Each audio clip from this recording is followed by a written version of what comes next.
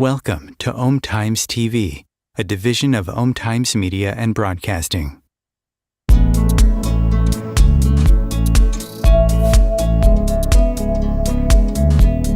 Welcome to the No BS Spiritual Book Club's live streaming interview series, where leading new thought teachers, speakers, and authors share the intimate stories behind the 10 best spiritual books that inspired them the most on their spiritual journey. From well-known classics to hidden gems you might never have heard of, the No BS Spiritual Book Club saves you time and money by sharing reliable recommendations from those who've walked the path before you.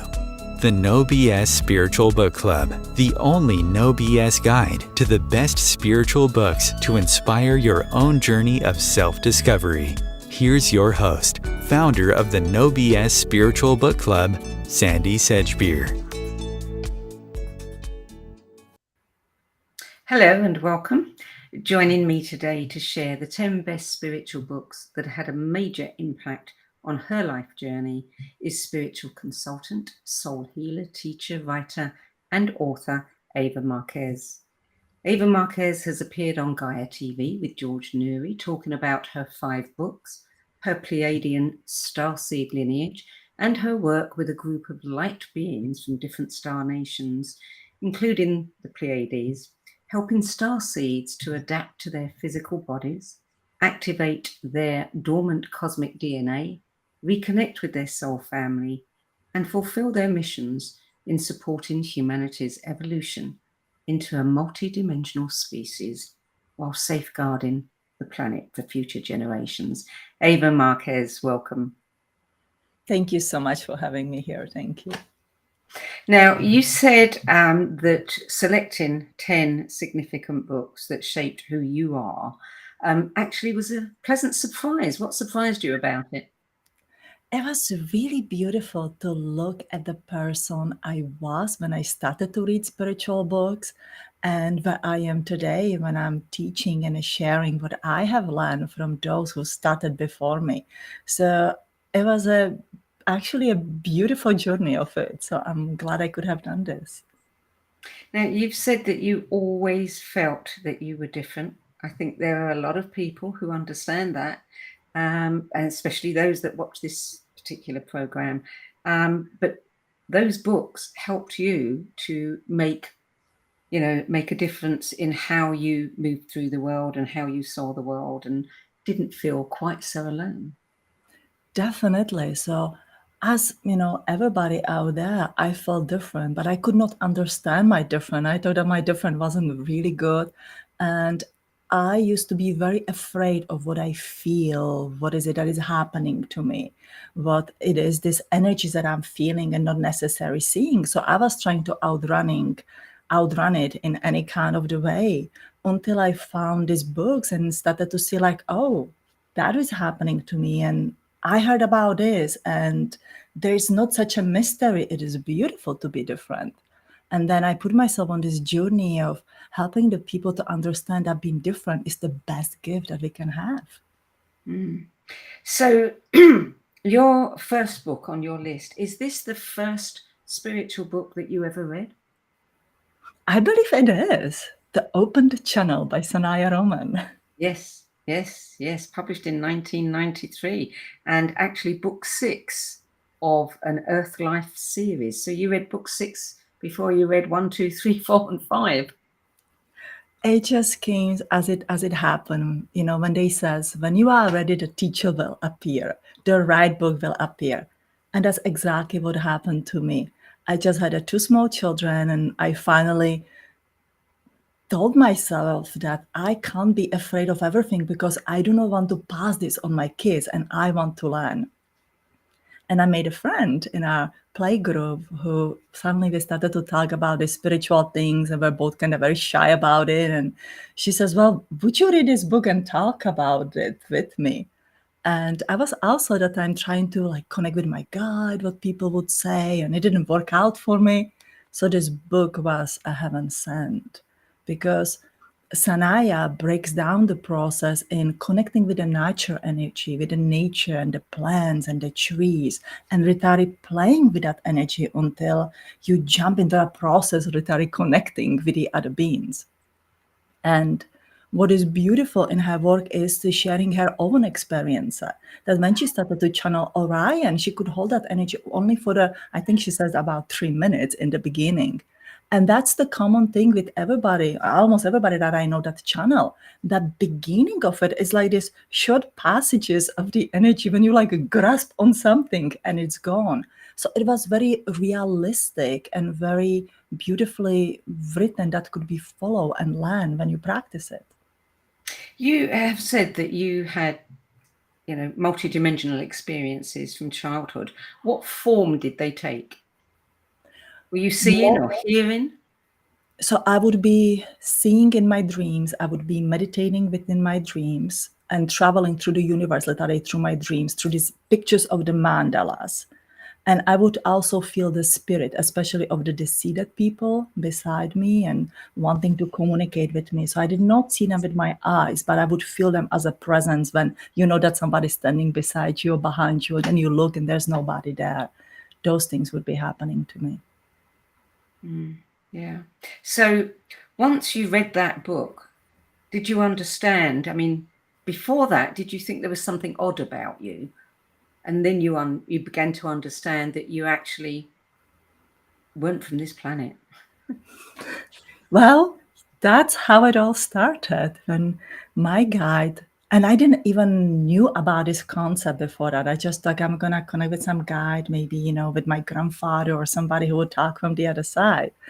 And one day I was washing the dishes, and the water, by the way, is the best conductor for the, connecting with the energies for all those that may have been scared or nervous about it.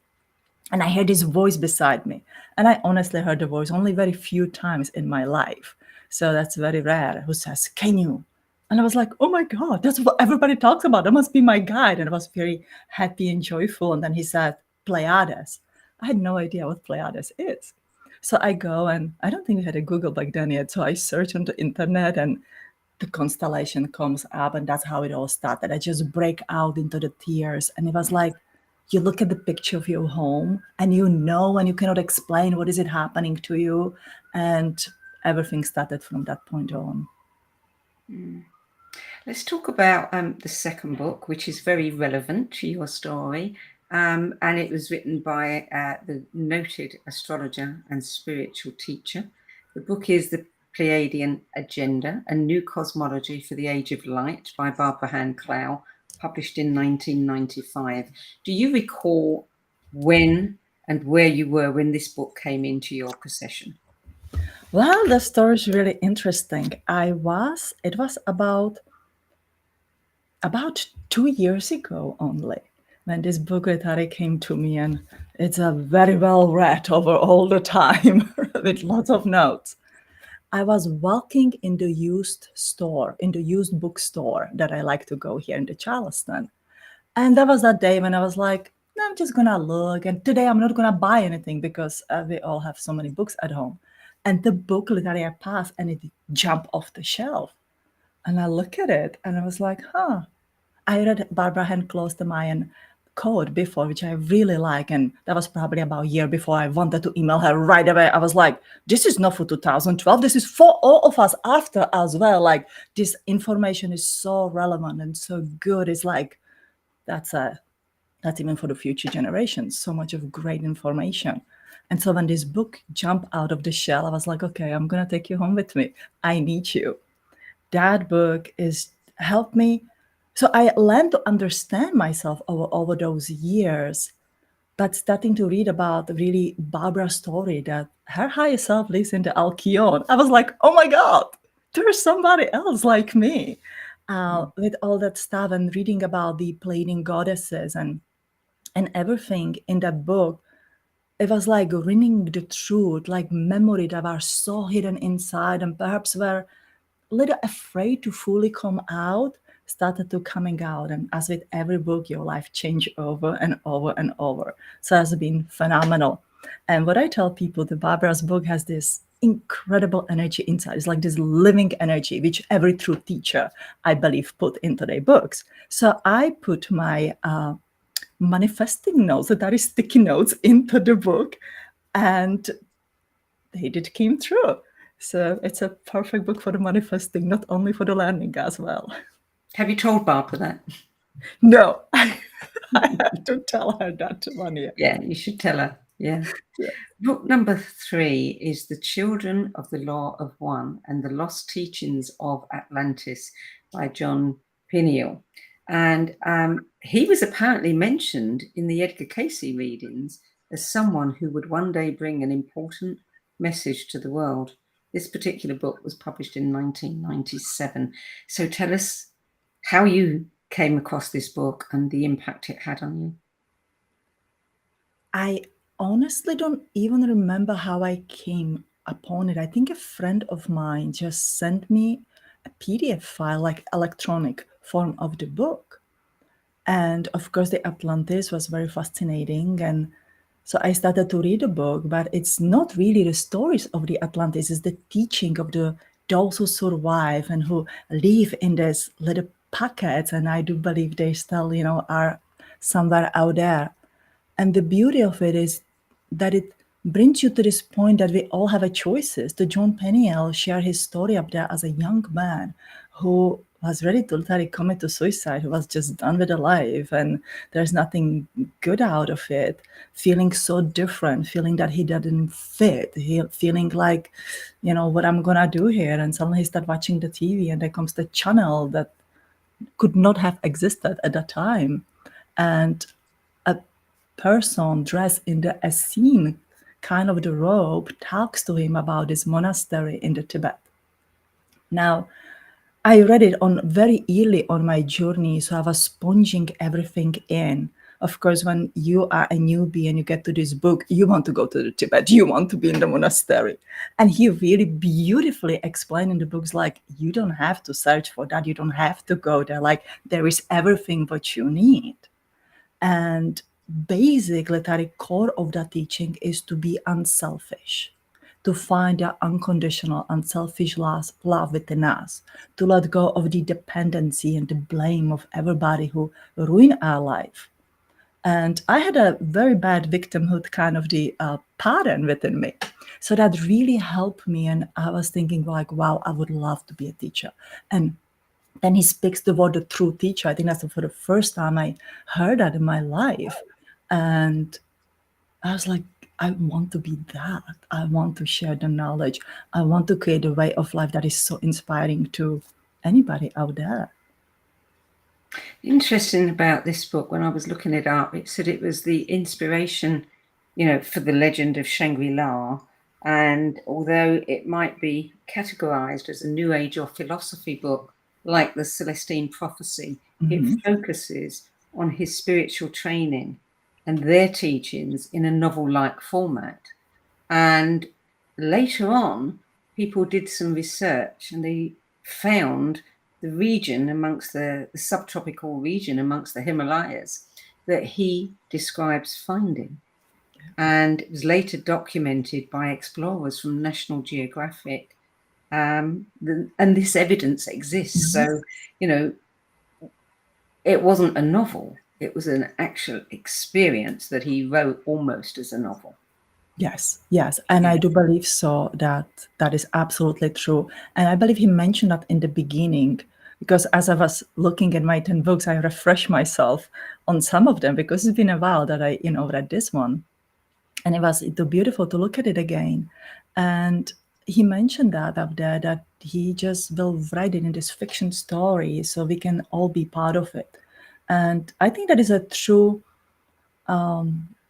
beauty of true teachers out there who really take the teaching and they don't strive only to write in the, very theory-oriented book or the practice book, but start putting the stories, because through the story we start feeling and living, and we see ourselves in that position. You can see yourself easily as Peniel or anybody else that in that story at the different times.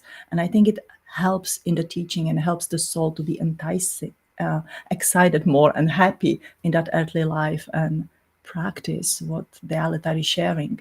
And if I can add one more thing to it, what really stunned me, and I didn't know that, 2 years when I read it, there's this exercise about the polarity where you're lying to the south for the 5 minutes and then to the head to the north for the 5 minutes. It is exactly the same exercise that is actually described in the green by the Master Taught in the Emerald books. The Emerald tablets, yeah. Emerald tablets, yeah. And I was like, oh, here is the connection, which we know he speaks about the Master Taught, and I think we all can agree that the Master Taught and those around him have been survivors of the Atlantis. So book number 4 was a self-published book that became a publishing sensation when it sold 50,000 copies just by word of mouth. So all of you aspiring authors, it can be done. The book is a beautiful book. I really enjoyed this book. It is Anna, Grandmother of Jesus, A Message of Wisdom by Claire Hartsong, and it was published in 2002. That book, whoever feels close to the Essenes, that is gold. I think that is, I read several channel books for the Jesus Christ and the journey and so much on. This one is still on the top of the list. And the other ones are phenomenal as well. But once you read about Anna and you welcome Anna in your life, Anna stays with you and Anna walks with you on a journey.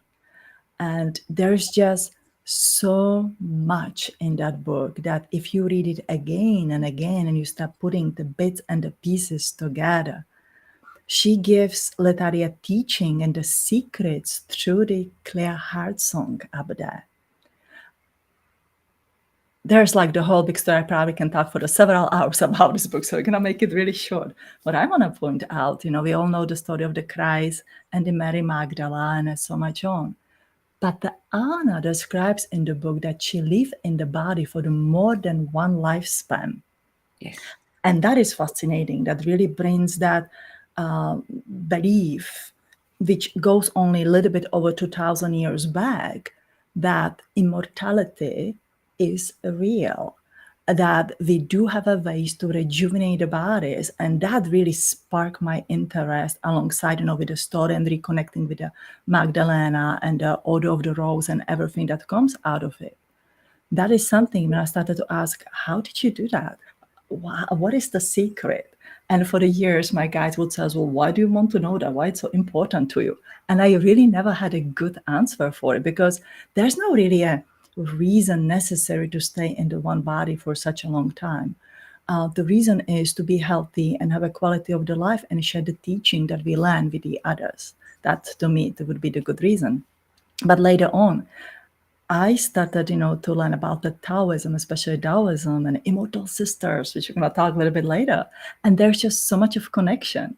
So the Claire Hartsong doesn't speak about, the Taoistic teaching and cellular rejuvenation all in the details. But if Anna have done that, that means that she followed all those teachings before her. It wasn't that she just walked into the body of a woman who was about to die through the giving the birth and remembering everything. She went on about probably a little bit over 40 years of learning, remembering, practicing until she was about, I believe, 64 in the book, when she described her first rejuvenation, which I think is very exciting, because as we get older, not that I should complain, but as I'm coming to the 50s, we go like, kids are big, what is there ahead of us? There's a whole life of the Anna ahead of us, where we can suddenly have a time to explore this and practice it and keep healthy as possible.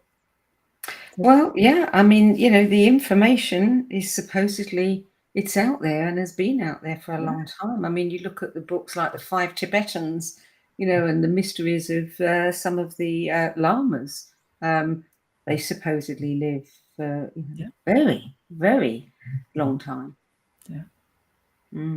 Yeah. So book number 5, this is a classic account of the Western esoteric path of initiation. It's called How to Know Higher Worlds, a Modern Path of Initiation by Rudolf Steiner, and it was published in 1904. 1904. Like, those books are just gold. Those are like golden nuggets that you find. I was scrolling the Amazon and there it was. Now, when my son was younger, I have used a Waldorf curriculum, Waldorf education, which was written by the Rudolf Steiner to educate him. And at that time, I wasn't really, I guess, aware of it, that he writes all these spiritual books as well. And one day I came across the book Atlantis. And when this one came out, I was like, let me look at it. It is a beautiful, actually a quite a small book. I have it somewhere here that, get my notes out. A very small book, not a thick one that, it's all highlighted with the yellows. The books that I intend to keep, they have a lot of highlights inside. That describes the teaching, literally the part of the initiation that we can do in our home. There's something beautiful that Steiner say. He says, you may want to be a writer, or you may want to do something that maybe the life situation, the family, economics doesn't allow you to do. But if you want to pursue spiritual journey, there's nothing that can stop you. It doesn't matter if you are rich or poor, or healthy or sick. Every single one can do that. And that really spoke to me. And so I started to looking at this teaching, just applying in my life. And it all literally connect about to be honest, to speak the truth, to not speak too much and more listen, be observer, to work on that inequalities of our heart, of our mind, and of our stomach. Now, there's something fascinating that he speaks about these lotuses that we develop within the body. And one is in our throat, one is in our heart, and one is in our stomach. And then we go, stomach, really? Like, and it goes like on the bottom of the pit is this lotus. And, you have to have this and these qualities and practice them in your life. Once you start connecting with the other teaching, so the stomach goes with our ability, with our third chakra. And there's the sense of the sight and the feeling. We have to have 5 basic senses. The sense of the sight and the feeling goes with the third chakra. So usually it's that empathy that open to us, and we get oversensitive and we want to shield ourselves from everything. There's a negative family around of us. We all went through it, every single one of us, I believe, through that stage until it says, let me just see what it is. Because if I start understand these feelings, and that is with the development of your stomach area of the third chakra, I will be able to see with my third eye. And I will be able to activate these abilities, which he says are within us. Now, many of his teaching, literally, is very similar to the Hermetic teaching. For those who read the Kybalion, there's a lot of similarities. So again, these people are studying very same or the similar kind of the teaching that then they translate or present the word in the way that we can understand and we can connect to. And then there's this another beautiful way when he describes that we can start ourselves training through the dreams once we have this, the heart-centered qualities, and when we, stop hating the people and judging the people and blaming for everything that happened to us, when we become our own self and the control of our thoughts and the feelings, we started to have these dreams, which are commonly known as the lucid dreams. And in these lucid dreams, we can actually practice our ability and shift our reality.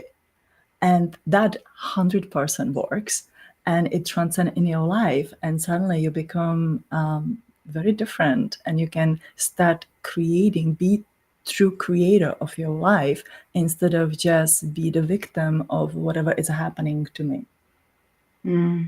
Yeah. Rudolf Steiner, I've read some of his books. Fascinating man. Fascinating. Way before his time. Well, we're going to take a short break now. You're listening to the No BS Spiritual Book Club's 10 Best Spiritual Books weekly interview series, and sharing the 10 books, the 10 best books that influenced her life journey is spiritual consultant, soul healer, teacher, writer, and author Eva Marquez. We'll be back with more of Eva's 10 Best Spiritual Books list after this break.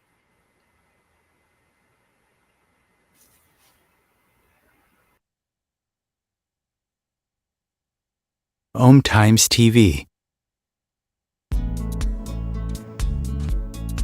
Maya Angelou once said that there is no greater agony than bearing an untold story inside you. I'm Sandy Sedgbeer, and when I'm not hosting Times Media's flagship radio show What Is Going On and the No BS Spiritual Book Club, I help people share their untold stories. Books are my life, my joy and my passion, and there is no greater reward than helping aspiring writers get their books out of their heads and into the hands of those who are waiting to read them. If you feel that you have a book in you but don't know where to begin, visit sedgbeer.com. Click on the Work With Me tab and find out how my experience helping others tell their stories might be just what you've been looking for. That's sedgbeer.com, sedgbeer.com.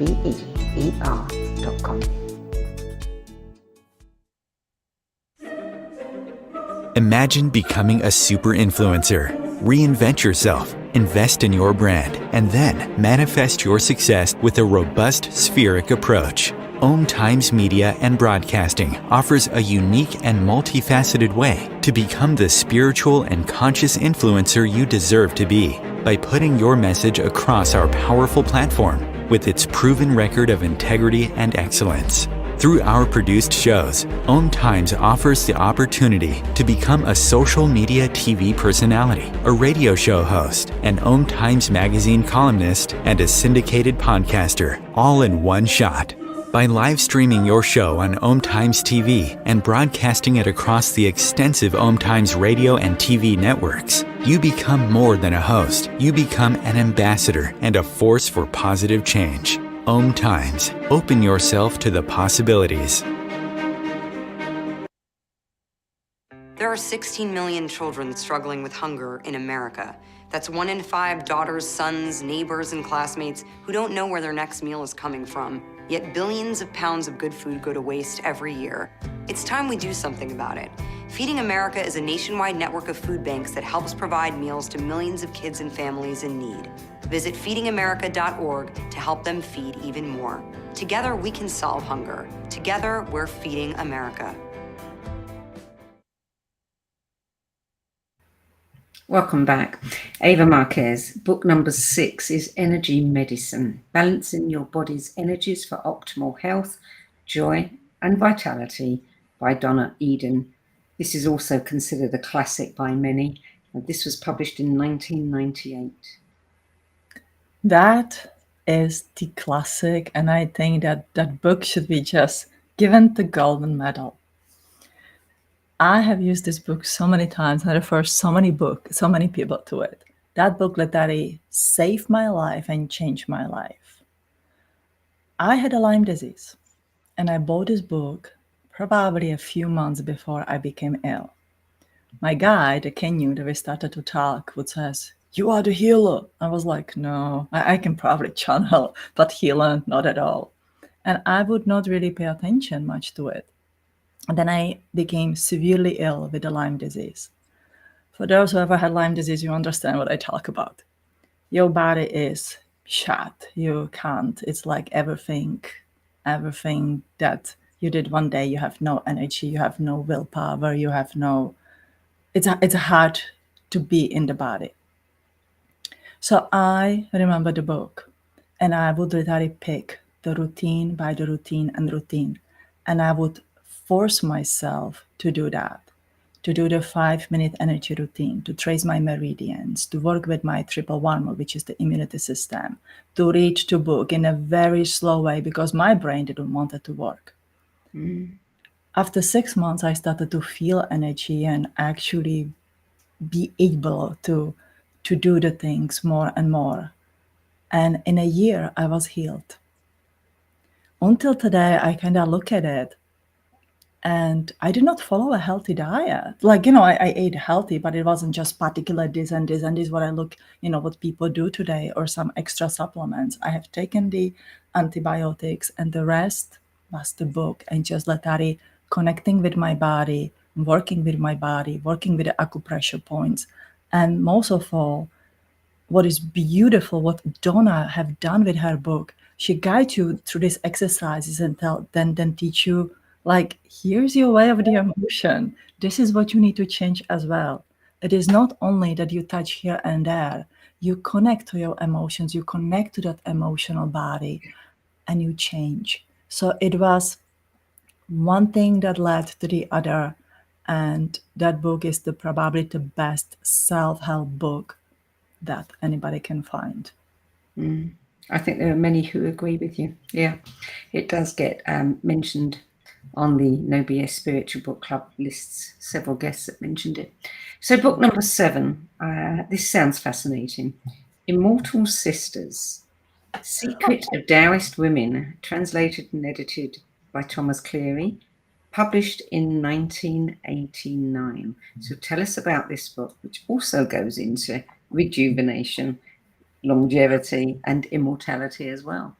Absolutely. So it's a very tiny book. I want people to show that sometimes, the best things are written in a very tiny, tiny volume. So Donna Eden literally got me on this journey to study about the energy healing to learn and so much on. And over the years, I befriended a few acupuncture doctor friends who would teach me. And the one is in Germany, Isabel. And she says, well, I think you're going to like to read this book, because she was the one who introduced me to Taoism. And I was lucky to find the Thomas Cleary translation, because the man practiced the Taoism for the many years, and the Chen Buddhism. So when he translated the books, and he translated several of them, he would add his commentary, and he would translate it from the man who has a knowledge, because there's a lot of words that are written in the code, as all the ancient knowledge sometimes is written in a code.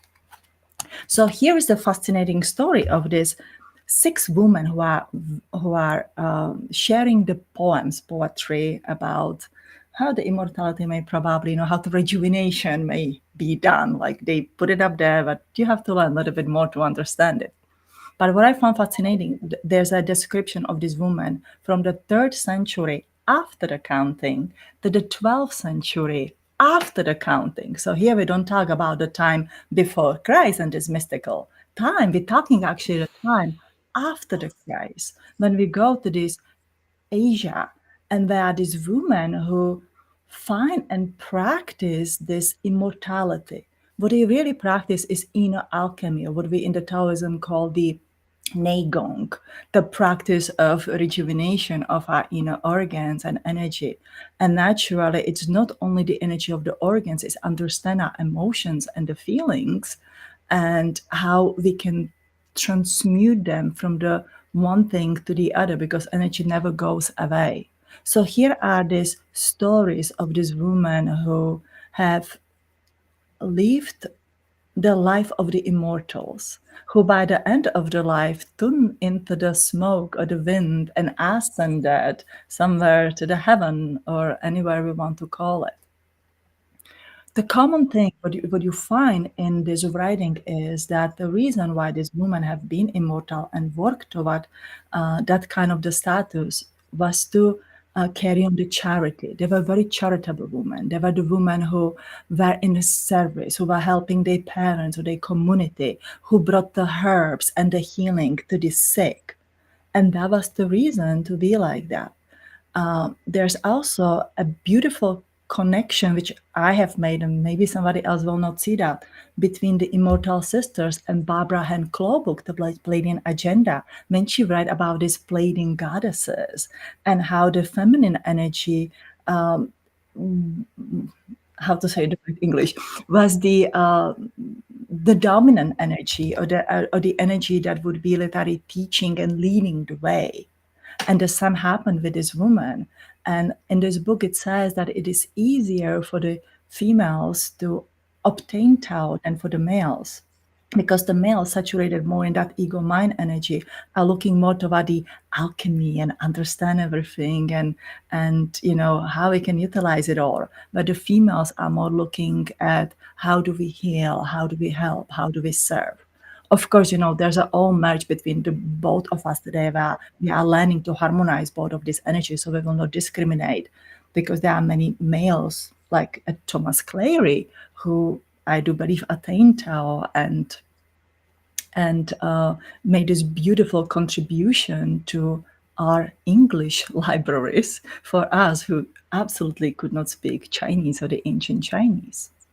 Does the book actually contain instructions, exercises, a roadmap that one can follow?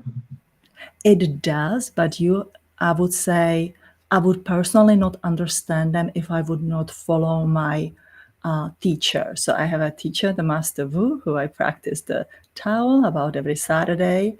And by practicing and learning the linguistics, I would say, you will start understand what they talk about. Because they may talk about the marriage of the tigress and the dragon, and this beautiful loving experience, and we with a romantic mind might think about, oh, there must be the twin flame, the male and the female have to find that kind of the person within me.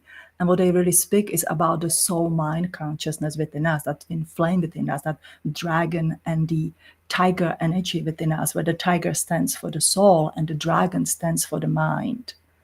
And so reading the other books and then coming back to this book, there is a manual. There definitely is a manual that speaks about transmuting the vastness into the energy and energy into the blood and blood into the matter, which literally describe the incarnations within this body.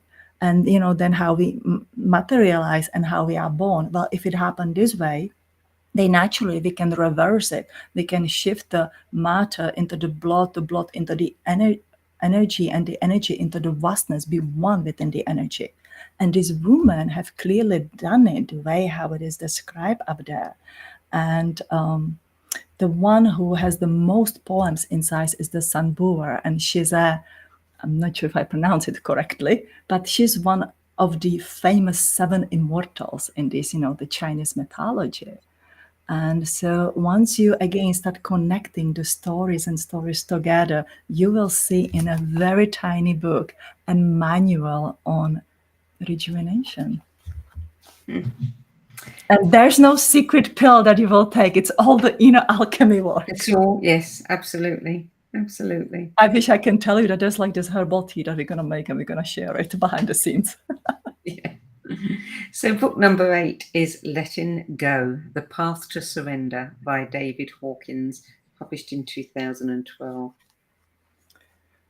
Wow. I read his other books, but this one spoke the most to me because it literally described the manual how to work with the mind. I would say anybody who is going through the changes and within their life should read this book. Anybody who consult, coach people should read this book and use this book in their everyday work. So what David Hawkins have done, he literally mapped the consciousness from the shame, which vibrate on the lowest part of it, to that enlightenment, bliss, enlightenment, which is the highest one. What helped me to understand through this book that we cannot go literally from the shame to the enlightenment in one day. That there are the steps to take in between. And so as many of us, I have a very printed little table that he writes about this, in his book, and my old one has been like very, very used, so I printed a new one. And I see it as a ladder, sort of, as a ladder of the steps that we are going to take. That there are the steps in between. When we're going through this shame, we're going through this guilt, we have to find get angry about it to get somewhere else. If we are having an apathy or the depression, we cannot get stuck if I can't do it, I won't do it, and so much on. There are these next steps to take and push ourselves to see that we have a choices about our consciousness. So he doesn't get stuck in, I'm feeling this way and that way. He literally connect to that mind part of the way and how we can attune it like this radio wave until we come to this feeling of brave and the willingness. And that was a breakthrough for me because, every single one of us have a bad day and we listen to some music or listen to something inspiring or read, look at some book and have this moment like, oh my God, yes, I can do it. We overexcite ourselves and we spend our energy on that overexcitement. And in the 2 hours, it's like you have too much of coffee, you have a crash. And then you are back in your depression and your apathy and feeling like bad as you felt bad before, maybe even a little bit worse. And by following his work and stabilizing ourselves in this energy of the neutrality and the willingness, we will stop avoiding that overexcitement, overhype of what we want to be. And we can take easy steps one at a time and get to that energy of love, get to that energy of happiness, get to that energy of the bliss and enlightenment. And I think that, again, his work is beautiful, and he shared many of his personal stories, and he answered a lot of questions in every single of his book. And I think it's a phenomenal work. Book number 9, The Tao Te Ching by Lao Tzu, written around 400 BC or thereabouts. Probably the oldest book, I would imagine, that we've ever had to talk about on the show. Well, that is beautiful. That makes me very, very happy. One of the things to know about the Lao Tzu and the Yellow Emperor, which are both very known as, let's say, the founders or the grandfathers of the Taoism, is that they had a female teacher.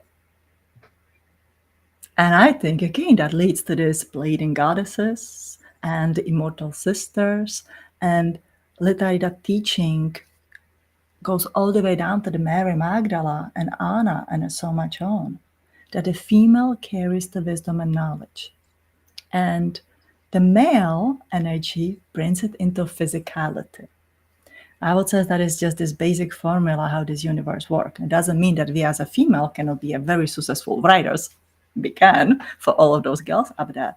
But the beauty of it, that the Lao Tzu literary bring these poems that are timeless, and that literally speak about doing while not doing, about the feeling your glass half full than overfilling it. And it's just beautiful. It came to me at a time when I was going through a lot of turmoil in my life. And somebody says, just get the book, find a poem, and just read a poem a day and just sit with it. And when I want to go, like, I want to solve my problems. Where's the Dr. Hopkins books? And I was like, no, go through this one. Just sit with it. And one poem at a time. There's something beautiful when we slow down. And I think that's what Tao Te Ching also help us. When we take that step back and we slow down, we started to look at this, the ancient wisdom that is timeless. Now, Dr. Wayne Dyer had done a phenomenal job with the Tao Te Ching. He took actually the whole year to study the book and then write the book about it and teach about it. And this is just something that anybody can embrace. And I would say the message today that Tao Te Ching bring us is that each of us can create a way of life that is good for us and that is inspiring to the others. It's so profound, yet it's so simple, because we all want to leave that mark here, when we leave, like we left something that changed this world. Perhaps just by feeding the homeless, making the dinner for my children and their friends is a way of life that make a really big impact on their life. Saying that kind word to somebody, holding the door for somebody, those old-fashioned, the qualities that sometimes we forget. That is the way of life that I believe the Lao Tzu will be proud of us, that we are practicing. Well, talking about life, the last book on your list is another one that comes up fairly often, The Game of Life and How to Play It, by artist, book illustrator, and highly influential New Thought spiritual teacher, Florence Scovel Shinn. And this was published in 1925, almost 100 years ago. I would have dreams when my guides would talk to me about the game of life, that the life is game of life. I was like, that sounds really good. I actually wrote about it a little bit in my book, in the Pleiadian Code 1. And I never thought that anybody else talk about the game of life. I thought I got something so profound that, we all wanted to feel it special on our journey in the beginning. And then I heard the Mayans talk about the game of life, and then I came across the book of Florence Shinn. I actually first find the material of the Neville Goddard, But whoever listen and follow the material of the Neville Goddard will put one and one together, and you must definitely study the Florence Shin material. Beautiful work of the both of them. And it's just phenomenal that in the 1920s, a female letter would be giving these readings and telling you, yep, just believe. Even if it didn't manifest it yet, change your belief and it will manifest and it will happen.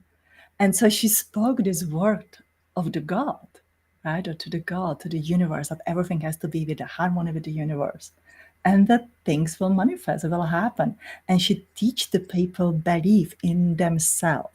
There's the one fun story when she speaks about her students who bought, I think it was the rabbit claw, and who literally prayed to the rabbit claw. And first, everything worked for them. And suddenly everything started to go wrong. And she says, well, what is it that you are doing different? Well, nothing. We have just this rabbit claw, like, good luck charm. And she says, do you want to tell me that you exchange the God and the universe for the rabbit claw? Not there you see why things are not working. So it's like, open that mind to the vastness. And she again brings everything into physical perspective and live a really good quality of life. One of my favorite things from her book is the square of life. The love, health, abundance, and the perfect expression, our beautiful communication, create a perfect happiness, which is the square of life. And that's literally the simplest thing of what we need. And if we have that, it's like the foundation to our house and to everything that we want to accomplish in this life. So it's not necessary all this, the highest knowledge. This is the foundation. And on this foundation, we can gain our highest knowledge and be who we want to be. But it is literally having love, a happiness, and healthy body. And learning to ourselves to express with the honesty, integrity, the goodness, and be bold to say what we want and pray for it, to go for it, will make us happy. Yeah. So that's your 10 best books. If you could have dinner with any one of those authors, which one would you choose? That's a hard one. It is a hard one. It's between the Lao Tzu and the Florence Shin. Yeah. Well, you can only have one. So who's it going to be? It will be the Florence Shin. Florence Shin. To literally learn how to learn from her. Yeah. And no language problem. Yes, that's the one thing that I was thinking, like, because obviously the English is my second language. So my first thing, like, who's going to translate for me? With Florence Shin, I can actually have a beautiful conversation. Yeah. So you've written 5 books: Activate Your Cosmic DNA, Discover Your Starseed Family, the Pleiades, Sirius, Andromeda, Centaurus, Epsilon, Eridani, never heard of that one, and Lyra. You've also written a book on soul cleansing and energetic protection. What's the inspiration for your books? Is it that your guides tell you that you should be writing a particular, book, or does it just occur to you, or does somebody ask you a question and then you write the book? So my first book and the last one to publish here was the Activate Your Cosmic DNA. And I always wanted to write. Back in the Czech as a child, wanted to write. When I came here, I wanted to write, but there was a huge, the English language barrier for me, and didn't know really what I want to write about. Then I started to give readings to people about, because it sort of came one thing after the other, that I connected to my guides and to their guides, and this information about the past life in the universe started to streaming in. And so I started to collect notes, because I realized that there's such a similarity between Pleiadian starseeds and Lyran starseeds, and, for example, Andromedian starseeds, that I can write about, and I can just, it started with this, I would give people the files. I was like, this is your family, this is your family, this is your family. There's so much of similarity. It became very, very fascinating kind of the work. So it comes in the reading, and there comes this guidance from my guide and part of my past life memories, and I weave it all together. So I thought, if I can share this, there was this point when the guide says, if you want to change the life, write. Because I would ask, how do I change my life? How do I create a more abundance in my life? How I'm going to make it? And this is, well, write. And I was like, it sounds very easy. It's hard done. And I started to write, and that was the best thing that happened to me. So it comes from the sessions, it comes as a guidance from them. And one thing what I do in my writing, I always think, if I'm here another lifetimes, which may happen, because I know a lot of people are going for ascension, I do want to come at least one more time, because I think I enjoy my life here. And to be the teacher, of course, definitely not with all those confused memories. If I find a book of that Eva Marquez, I'm gonna say like, the woman knew what she talks about. I'm gonna fix myself and start my journey much faster. So yeah, that's an interesting premise, to find a book that was actually written by yourself a long time ago. Do you, when you're working with people, how are you recognizing where they come from? Is it something in their field? What are you tuning into? So I tune into the soul mind consciousness. So I do all my sessions literally via Zoom today. COVID changed a lot of things for many of us. I would say even for better, not really for the worst.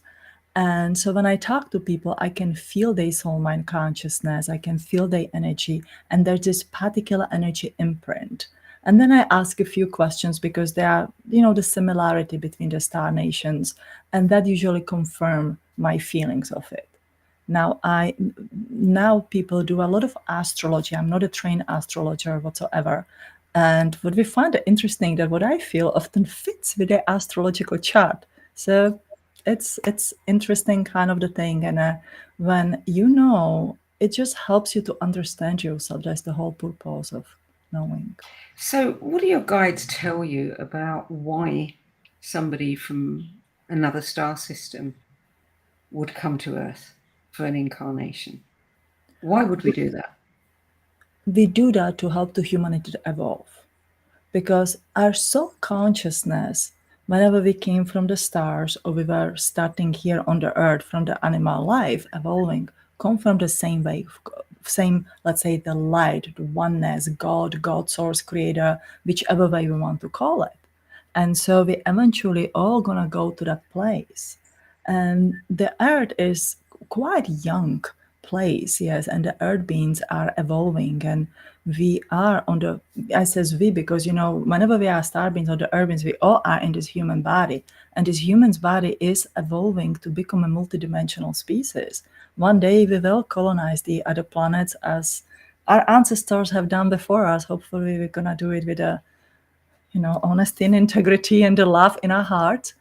And to going back to answer your question, I sometimes get a little distracted and excited. We come here to help the humanity evolve, to literally evolve our senses naturally. We can evolve through the artificial intelligence and putting all kind of the gadgets inside of us, which may not turn out the best possible way. But if we really connect that our body has a capability to evolve, to be more heart-centered, to be extremely smart, to rejuvenate and stay in the body for the longer than 100 years in a very healthy body. That is what we came here to teach the people. And I think we are very excited about our journey. And then, once we are living the reality of it, we get a little distracted of it. And then we find ourselves again and continue on our journeys.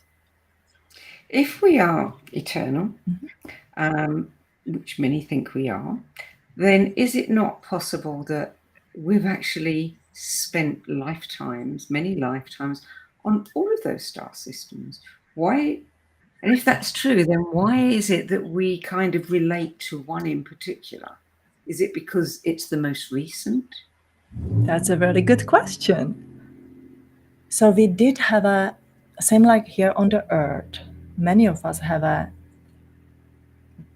plenty of this incarnation in the different constellations and planets. and there's a different kind of the life. And then we remember this one before we come on the earth, which I truly believe was our last incarnation. Many of us didn't come here as a incarnated beings. We came here as the extraterrestrial beings, as some calls the ancient aliens, in the Lemuria and Atlantis. So literally we came here within the body and got really excited about the earth and got a little bit lost on the earth, tweak our body a little bit more and got lost a little bit more. And when we come back there, we come back here to help in the evolution. So we remember generally our last place where we lived on. Many people say that Earth is the most beautiful place in the universe, and that to come to Earth is considered to be, quite a privilege. Would you agree with that? If you ask me about 10 to 15 years ago, I would say like, oh my God. Now I agree. I think the Earth is the most beautiful and pristine place. It may possibly be one of the last of the very organic, natural, biological place that is here within this universe. And when we start remembering of who we are, where we came from, and why we are here, the materialistic things sort of fade away, and the enjoying the oceans, the waters, the trees, the forest, the nature becomes such a treasure, such a beauty, such something that we look at the people and says, why you cannot appreciate it? So it is precious. What I have also learned from the Pleiadians, and I do not have a research proof for this one, is that Earth is a pharmacy. We always think of these other places up there as a pharmacy, that we bring the healing from. And they says, you don't understand. It says the Earth has this beautiful quality where we like to come here. That when you have an illness or something's happening, to the body, the Earth right away create the antidotes. Now, we do not know how to use it yet or how to retrieve that kind of the energies, but it is something that the Earth can create. And they literally let me to look at the stories of the HIV. That we first, it was a deadly disease. Then, it was passed from the generation, through the birth to the babies. And eventually, after a few generations, we have a babies who are born immune. The body evolved. The earth, literally nature of the human body, has through some innate energy taught that body to activate the immunity towards something that other people die from. And that is the work of the pharmacy. Of course, we have herbs and, all kind of the remedies that we have forgotten over the times. But that is precious to all these beings as well. So we do see sometime, and lately we see the more people with mysterious illnesses and so much on. And it makes me wonder, if there will be literally soul families, extraterrestrial families, is like, we need help. How do we heal this and that? So there's I think the ones we learn to work with the harmony one with another, there will be this quantum speed of the understanding and preserving the earth for as long as we possibly can. Well, we're almost out of time, but I've got two questions to ask you. One is, it's been said that Earth is the only planet of choice. Is that true?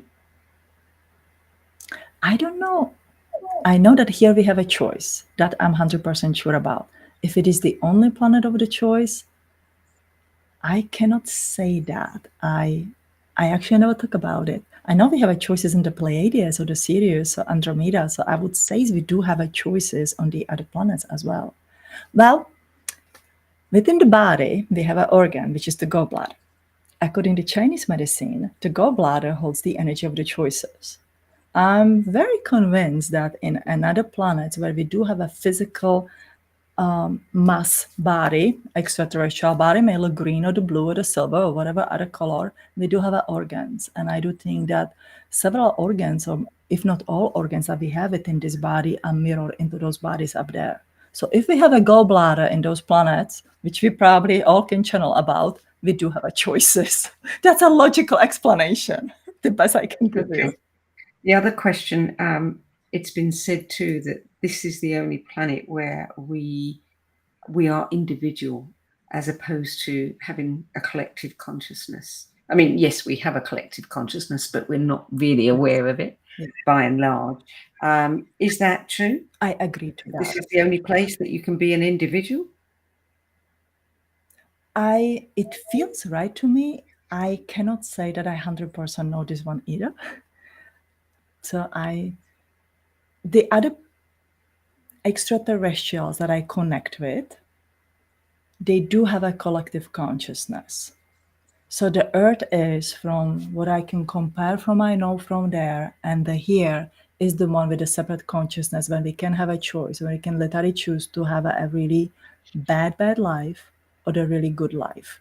And it sounds really weird that when we say it's like now the choice, but by the choice we can change it. So I can agree to what you say.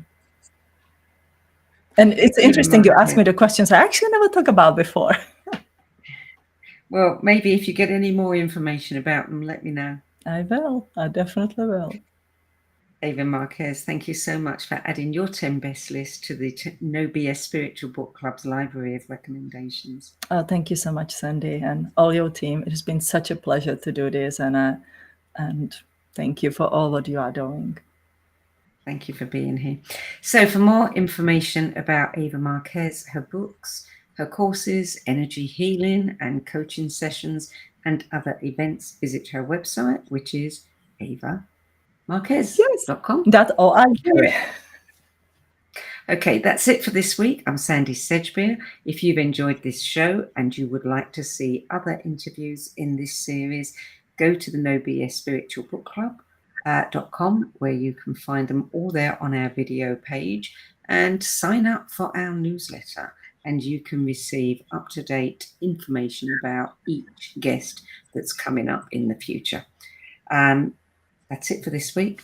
I'll be back at the same time next week. Until then, it's goodbye from me, and thank you again, Eva Marquez. Thank you so much. Thank you.